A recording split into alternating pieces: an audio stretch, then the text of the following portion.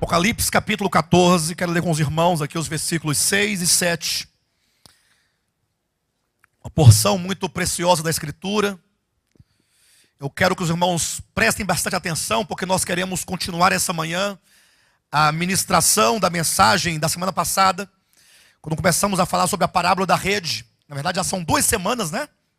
Salvo engano ou não? São 2 semanas já falando acerca daquela 7ª parábola, a parábola da rede, que compõe um conjunto de parábolas selecionadas por Mateus no capítulo 13 do seu evangelho, em que ele se propõe a nos revelar os mistérios do reino dos céus. Então esses mistérios são maravilhosos, sempre levando em conta que quando Jesus falava por parábolas, ele usava desse método exatamente para ocultar, exatamente para velar verdades profundas acerca do reino dos céus, que não deveriam ser reveladas a todas as pessoas, senão aos eleitos de Deus. Então vocês leem lá em Mateus capítulo 13, a partir do versículo 10 em diante, quando os discípulos perguntam a Jesus por que Jesus falava às multidões por meio de parábolas. Jesus disse que ele falava por parábolas para que as multidões vendo não vissem e ouvindo não ouvissem, para que assim somente aos eleitos fosse dado então a conhecer os mistérios do reino dos céus. E pela graça de Deus, nós estamos hoje em 2015, né? O ano é 2015, e nós temos sido agraciados por tais revelações. Revelações essas que têm transformado nossa vida, têm transformado nossa maneira de contemplar as coisas de Deus, sobretudo em relação à natureza do reino de Deus, e a ação do maligno contra esse reino de Deus, fazendo com que os homens, sobretudo os servos de Cristo, percam o foco do reino, percam a compreensão acerca do reino, mas Deus tem nos restaurado a visão, tem nos dado essa revelação, e nós então temos nos voltado a essas verdades. Amém?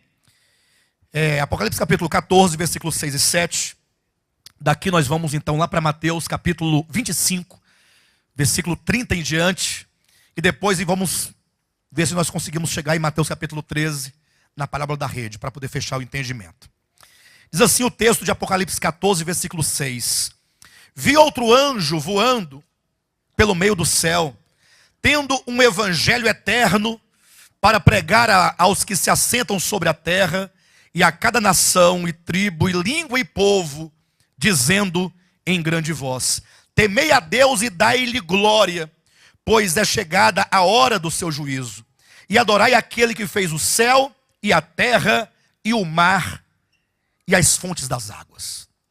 Amados, esse tema, que na verdade seria o evangelho eterno, que está sendo tratado a partir da parábola da rede, de Mateus capítulo 13, a última das 7 parábolas, é um tema extremamente importante, primeiramente porque revela o coração amorável de Deus, revela o coração gracioso de Deus, revela um Deus muito maior do que o coração mesquinho dos homens. Haja vista que durante muito tempo foi ensinado e nós aprendemos, e nós mesmos, na nossa ignorância, transmitimos às pessoas que somente um grupo muito pequeno de pessoas que, de alguma maneira, receberam o evangelho da graça de Jesus Cristo, é que seria salvo eternamente, coloquemos assim, nesses termos. De modo que nós até mesmo chegamos muitas vezes a ameaçar as pessoas dizendo: olha, ou você vem para cá, e aqui você fazendo tudo o que nós mandarmos, você vai alcançar a salvação de Deus, ou do contrário, você será lançado no lago de fogo. E talvez alguém questione: pastor, mas não é dessa maneira? Até porque dirão assim: não é verdade o que diz o evangelho, que quem crer e for batizado será salvo, quem porém não crer será condenado? Há esse texto da Escritura, como também aquele outro, lá de João capítulo 3, versículo 16, que diz que Deus amou o mundo de tal maneira que deu seu Filho unigênito, para que todo o que nele crê não pereça, mas tenha a vida eterna. E aí tem a condição: todo aquele que nele crê. Como também em João capítulo 14, versículo 6, quando Jesus falou: eu sou o caminho, a verdade e a vida, ninguém vem ao Pai a não ser por mim, colocando uma condição absoluta ali, de que não há outro meio, não há outra maneira, senão confessando e crendo nesse nome precioso, que é o nome de Jesus Cristo. Eu quero dizer para os irmãos que tudo isso é verdadeiro, está na palavra, e que não é por isso que há contradição alguma no Evangelho de Deus. Nós temos que olhar o Evangelho de Deus como um todo. O Evangelho de Deus, ele é muito maior do que simplesmente o mero aspecto apresentado nesta área da graça, chamado o Evangelho da graça de Deus. O Evangelho de Deus, ele é maior do que o Evangelho da graça. Lógico, o Evangelho da graça é esse Evangelho da filiação que faz com que todos aqueles que creem no nome do Filho de Deus, mediante a pregação do Evangelho da graça, se tornem filhos de Deus. É o que está em João capítulo 1, versículo 12, quando diz: e a todos quantos o receberam, deu-lhes o poder de serem feitos filhos de Deus, a saber, aqueles que creram no seu nome.